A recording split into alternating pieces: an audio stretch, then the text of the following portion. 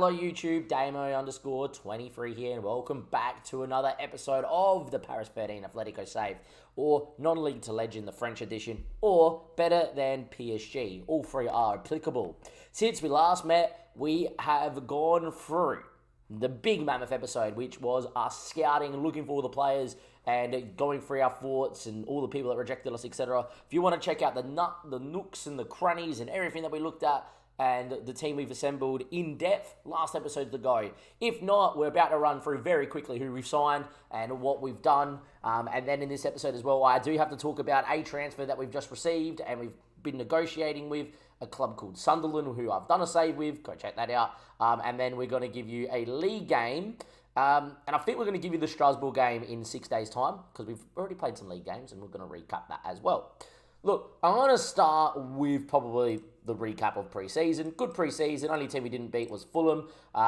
Notably, we conceded most of our goals when the second string side came on. Had a bit of a bigger pre-season. Benfica, Fulham, and Atletico Bilbao gave us very good profit. Breda gave us a little bit of profit. And then in terms of the league, I played the Bordeaux game this morning after watching the Morocco-France game.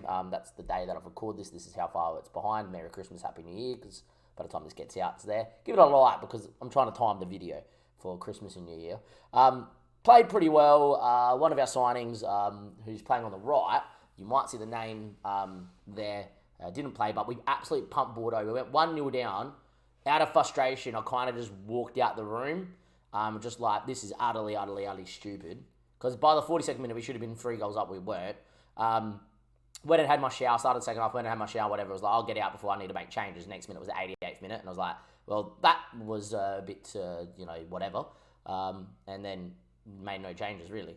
And then Coly bangs in a penalty, and mercifully, we did win, which is great. We then played what is perceived to be our full-strength side. We will recap these players in a second. We won 2-0. There is a guy who gets a man of the match. We talk about Vinicius in a little bit depth. One of the spots, if you watched last episode that we looked at, was right back. And yes, I need to show you this Brazilian fellow because he's very, very good. I've also realised that our left back this whole time has been playing narrower instead of playing as a wide wing back. We're going to be changing that as well. But yeah, great ball in for Vinicius. And then again, first time ball from the Brazilian Burkina Faso player. A little bit lucky in our new signing, Bakayoko, on the right-hand side, nods home, which leads us a couple wins, which is great. In terms of transfer history, we'll go through from when we made our first signings here as well, and we'll show you what it is. First signing we made of the window was Jesper. We're looking for a centre-back and a ball-winning midfielder, or someone that can play both. Jesper came available, looks pretty good, 5-star potential, Swiss under 20 international, only 19 years of age, bought him for 1.8 mil, currently worth 7 to 8.2. I think with game time, this guy could have the potential to be really good, so we signed him. Second player that we signed there, we needed a right winger. Biggest signing we've ever made on the save is Johan Bakayoko. Have a look at him. He went away with Belgium and I think won the Olympics with Belgium, I'm pretty sure. As you can see here, 1 game played, 1 goal. Used to play in France as a bit of a prospect on loan at Dijon. Has been over at Club Brugge playing quite well. He's got good to leading potential. And look, physically great. Very good creator. Been using a bit of an inverted winger and it's looked good in the match engine. Pairs that well with the right back. Just comes in, looks great, physically unbelievable. Bought him in for 9 mil, that's with clauses, not 9 mil up front. But yeah, you can watch the nooks and cranny of the deal when in the last episode. Then we go through our signings here as well. We'll go in order of date. First, we needed a left back. Long Yellow's got a long-term injury again. Came in, first game pre-season, tore his calf, out for 3 to 4 months. Second long-term injury in the space of a year. So I decided to go with the 30-year-old Ayan Munoz, who got transfer listed from Lille. Has played in League One the last few years for a side that is of around our level and perceivably better on paper. Played a lot for Real San Sebastian. A lot of experience. A lot of the kids we brought in need some experience. 7.15 average rating over the 2 games has looked good. And then in terms of the other signings that we had here as well, we had Berkison Tussen. Just looks too good on paper to pass up. This is, as a centre-back, he is pretty incredible. especially as a stopper. Already got lots of good mentals. If you have a look at him physically, lowest stats 14. Expect all of them to be 15 plus at 20 years of age. Somehow not played for Switzerland yet. For those that don't know, I think anything stat 15 or better is world class. I feel like most players that are world class, when you do scouting, you tick all 36 attributes. 15 stats, 15 or better, make you world class. And you have a look at him with natural progression, 1, 2, and 3 at 20. I think anything 13 plus will probably get there. So you've got the big 3 are going to get to 15. 4, 5, 6, 7. Decision making always gets there, so 8. Leadership I do not count. Determination's already there, so we'll give it 9. 10.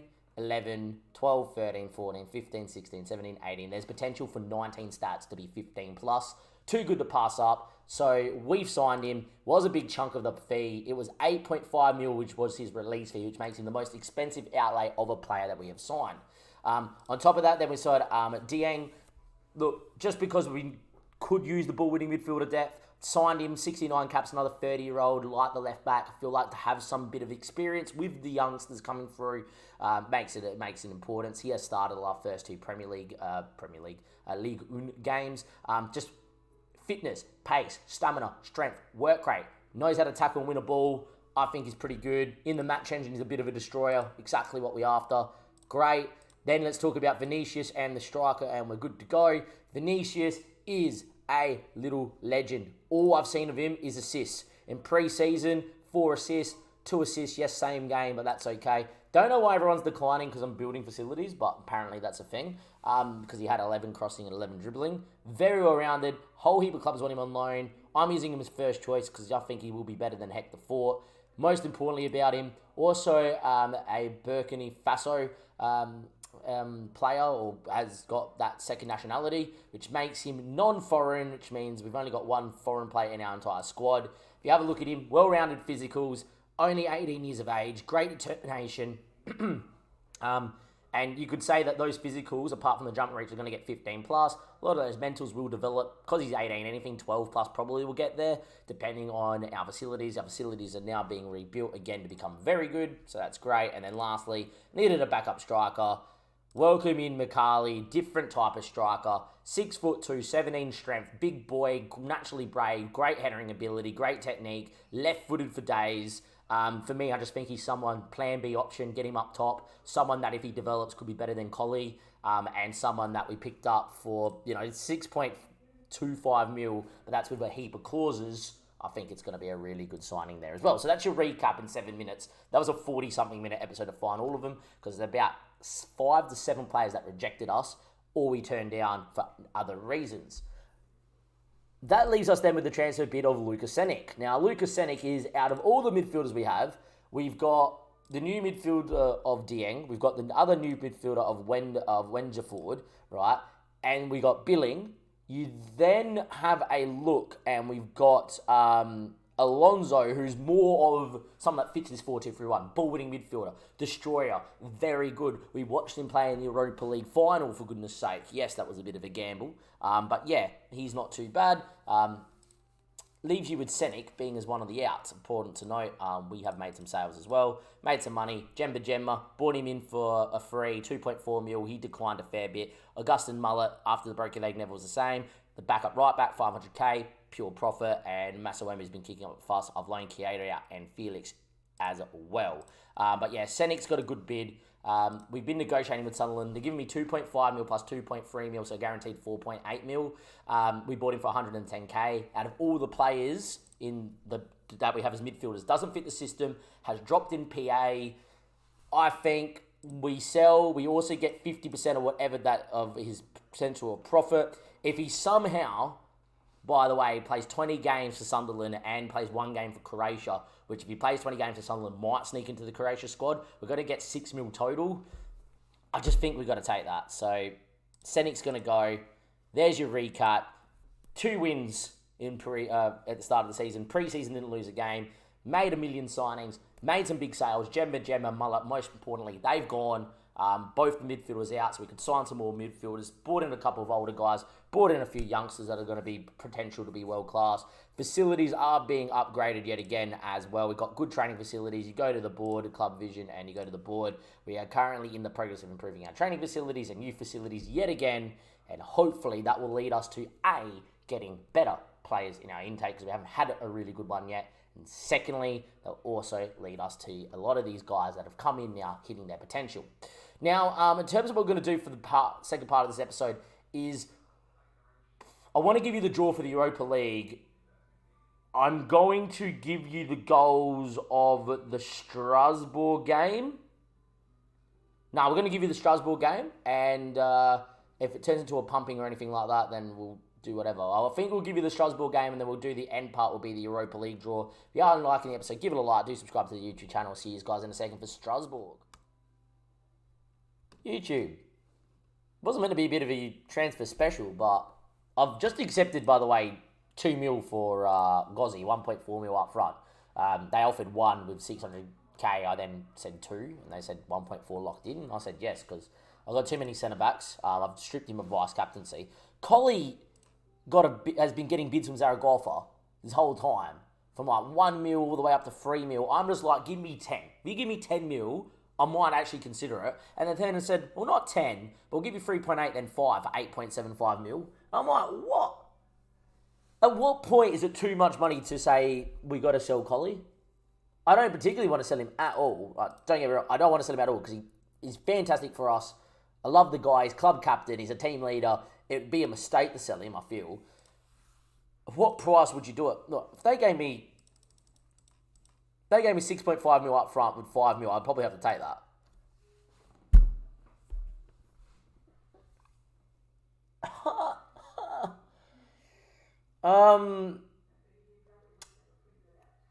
Oh boy. Oh boy. He's not actually interested in speaking to him. Oh boy. Oh boy. I don't want to sell. But would I regret not taking that? I probably would. We get 80% of that sale. We get 80% of that sale. Coly's good. I'd have to then play Mikhail, which probably very good for his development, but is he a starting winger or a starting striker yet? No. I then need to captain someone. I'll probably captain Van der Hausen because of his experience. Leaves you in a bit of a weird position if it's no Coly, though. Then I need to buy a backup striker at a minimum. Oh, boy. Oh, boy.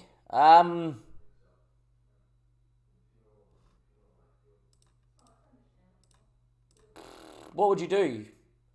What would you do? He's been the star of the save. By the way, with this much going on, I'm just going to give you the goals of the Strasbourg game and the Europa League draw as well. I do apologise. I don't want the YouTube episode to be 40 minutes, considering the last one was 40.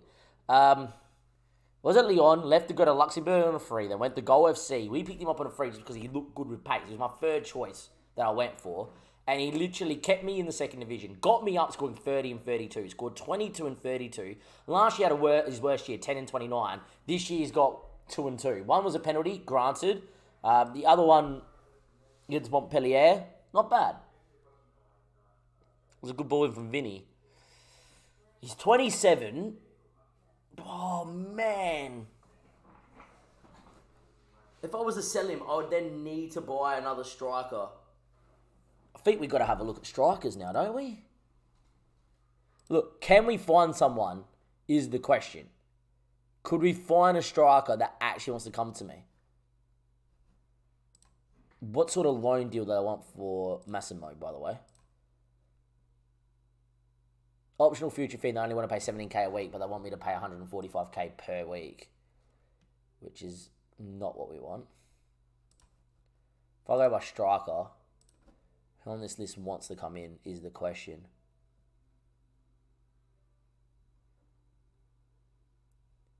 Ricardo Moraes I nearly went for, if you watched last episode. We sell Coly, we could go for Ricardo Morales and have two younger kids. And Morales would be the starter. Ricardo Morales would be the starter because he's a bit more of a natural. So no, he's 6'4". Oh, I don't know what you do there. What sort of loan do they want? They want 62 and 60 and 90 and 62k with 125k with an optional future fee. Would let me own him to next season.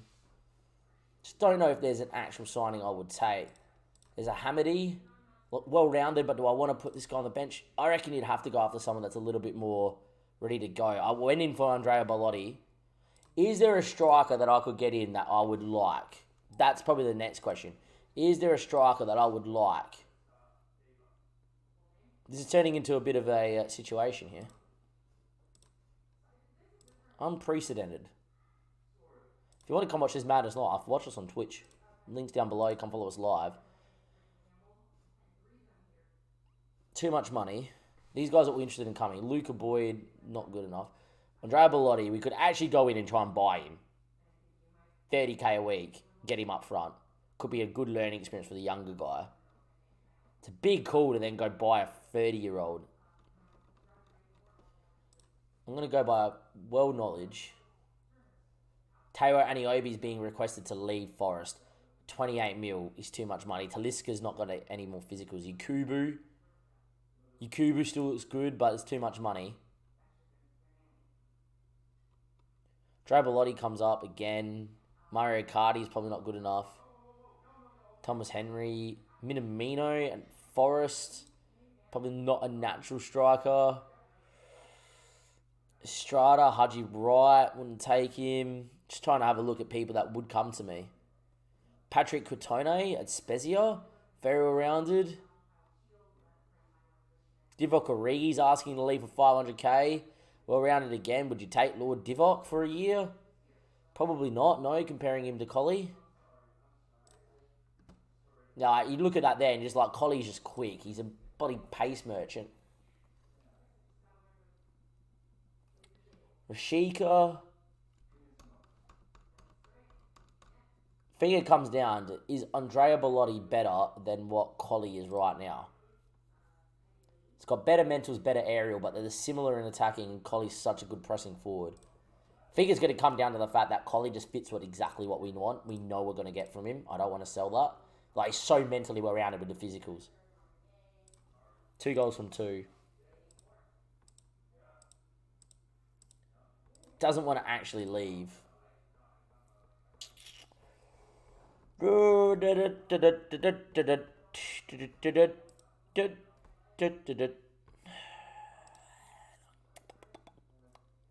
honestly don't know what you do here. I have not a clue what you do here. I'm just trying to see if it's someone that we have not seen in this list that has come up out of nowhere. It's an 18-year-old that I've never seen. Already got a freestyle thing. He's not a natural striker. Because we're always on the eye. After a Bora Bora would probably be good, but probably a touch too much money. Like, mentally freaking unbelievable. Like, don't get me wrong. Mentally great. Physically okay, but Coly's got him. I think you go for that Ricardo Arares guy if he goes. I don't want to. Big thing is the dynamic. I'm leaning towards not taking this. I said if I got more than 10, 11 mil, I'd have to take it because he's not worth that. But when you look at it as a whole, he's probably worth it, right? This was not meant to happen. I'm actually physically sick. Physically sick thinking about that I have to take this. He's a big part of the save. This has gone on too long. I apologise, YouTube.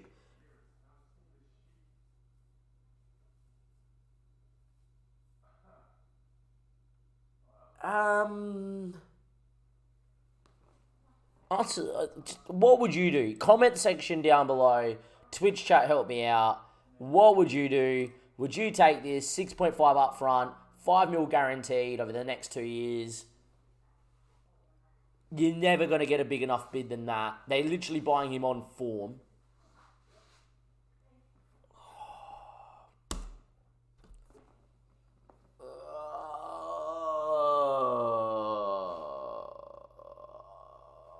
I don't know if we're going to be able to find a better striker. super consistent, like very consistent. When he gets going, he's gone. We've seen him like take off and score 30 goals in a season.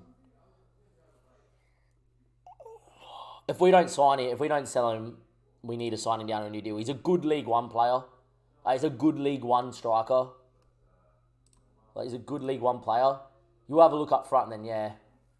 Have a look up front and you'd be like, you look at the star rating, you can't see it past my face. He's third best because Melba Lai can play false nine. He's pretty good. And Dosu up top is quite good as an advanced forward.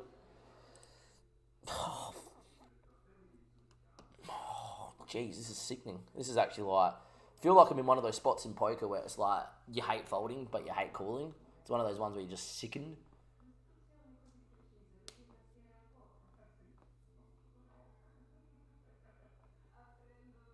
Man.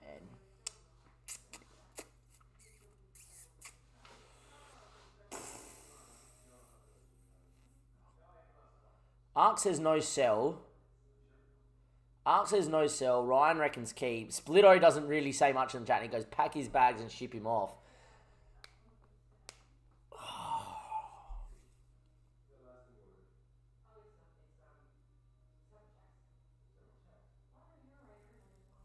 Randomise it. Yeah, look, that's actually probably not a bad spot. Flip a coin. It's pretty much that. They're going to random number generator.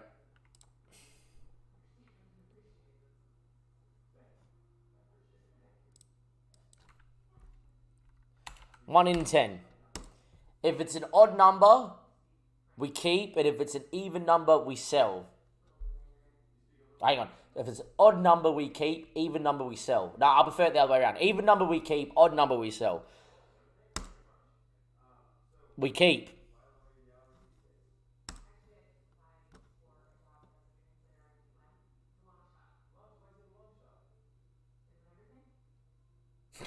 I don't know. I think that's too much money to turn down.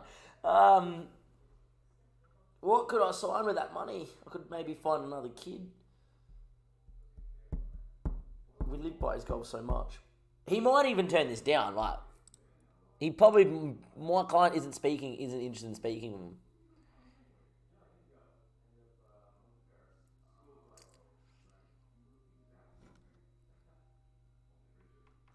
I can't negotiate.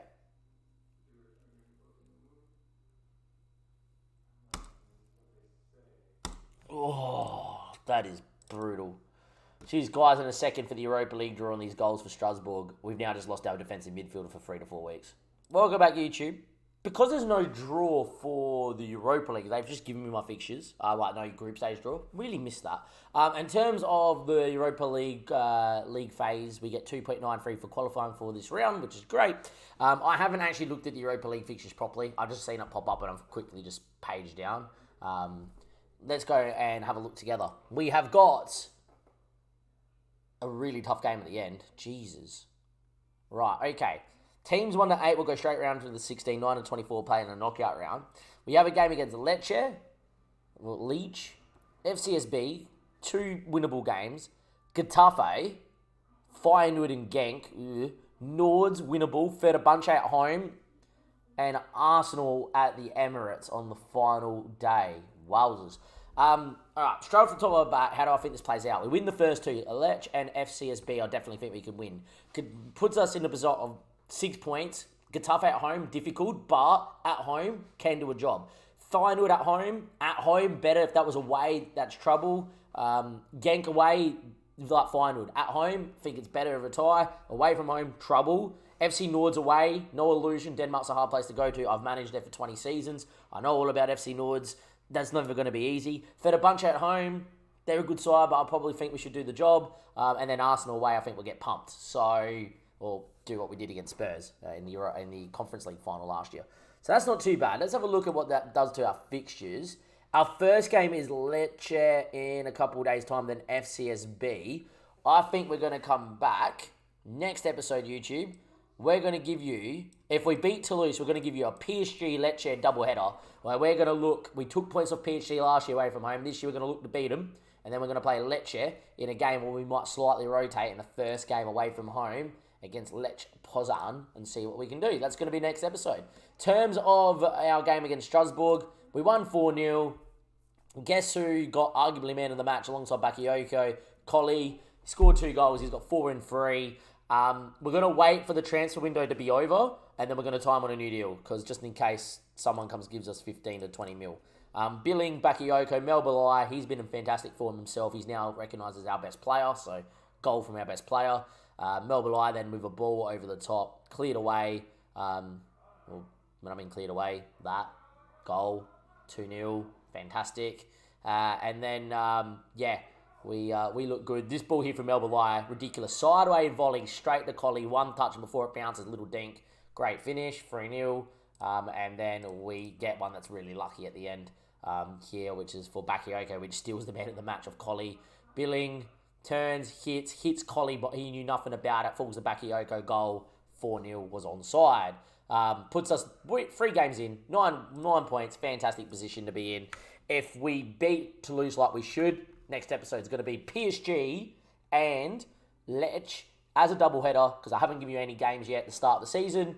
With that being said, I'll see you next time. Give it a like, go subscribe. Let me know if you would have sold Coly for 11.5 mil. The consensus is from my chat now that Dim Sim and all that's come in as well, my regular mods, that it would have been close. In the end, if we get 15 plus, we're probably going to have to take it. I'll see you guys next time. Thank you and goodbye.